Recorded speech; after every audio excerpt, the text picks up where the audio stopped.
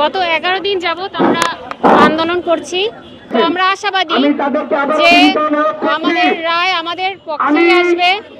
আমাদের সাথে যে প্রহসনমূলক রায় দেওয়া হয়েছে সেই রায় বাদ দিয়ে আমাদের যোগদান আজকের মধ্যেই নিশ্চিত করতে হবে, নয়তো আমরা রাজপথ ছাড়বো না।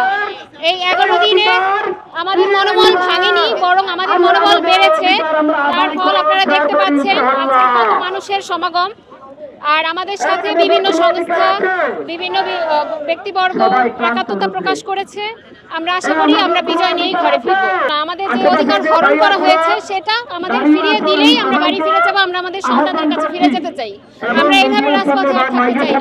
আপনারা এর আগেও দেখেছেন যে আমাদের সাথে লাঠি চার্জ করা হয়েছে আমাদের উপরে, আমার এক বোনের উপরে, যে প্রেগনেন্ট এক বোনের উপরে হামলা হয়েছে। এগুলোর আমরা তীব্র প্রতিবাদ জানাই। আমাদের সাথে যেন এই ধরনের আচরণ আইন শৃঙ্খলা বাহিনী না করে, আর আমাদের যৌক্তিক দাবি আদায় হলে আমরা রাজপথ ছেড়ে দিব। এটা আমাদের ন্যায্য দাবি, কারণ 6531 জনকে এই রাষ্ট্রপক্ষই সুপারিশ করেছে। রাষ্ট্রপক্ষ 3টা মন্ত্রণালয়ের সমন্বয়ে আমাদেরকে সুপারিশপ্রাপ্ত করে এই 2024 সালের 31 অক্টোবর আমাদেরকে চূড়ান্ত সুপারিশপ্রাপ্ত করে আমাদেরকে মেসেজ প্রদান করে মোবাইলের মাধ্যমে। তো সুতরাং আমরা এই বৈষম্যের শিকার হচ্ছি। আমাদেরকে অনেক উপজেলাতেই অলরেডি নিয়োগপত্র আমরা হাতে পেয়েছিলাম। এই নিয়োগপত্র হাতে পাওয়ার পরও আমরা এখনও অবধি পর্যন্ত আমাদের বিদ্যালয়ে আমরা যোগদান করতে পারি নাই। গত 5ই ডিসেম্বর আমাদের যোগদান করার কথা ছিল। রাষ্ট্রপক্ষে কতিপয় দুষ্কৃতিকারী 31 জন মিলে রিট করে, রিটটা আমাদের রেজাল্টটাকে হাইকোর্টের মাধ্যমে আটকে দেয়। এখন আমরা আজকে 11 দিন যাবৎ রাজপথে অবস্থান করতেছি।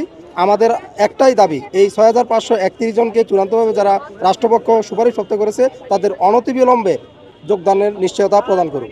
আমরা আন্দোলন চালিয়ে যাওয়ার কোনো নির্দিষ্ট সময় নেই। আমাদেরকে যদি আজকেই যোগদানের ব্যবস্থা করে দেওয়া হয়, অধিদপ্তর থেকে বা আদালতের রায় যদি আসে আমাদেরকে যোগদানের নিশ্চয়তা দিয়ে দেয়, আমরা আজকেই মাঠ ছেড়ে চলে যাব।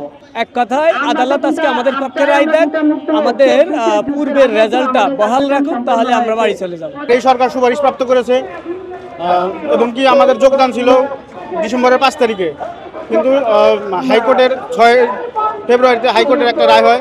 সেই রায়ে আমাদের নিয়োগটা বাতিল করে দেয়। এখন আমাদের যৌক্তিক দাবি হলো আমাদেরকে যোগদানপত্র এবং নিয়োগপত্র দিতে হবে।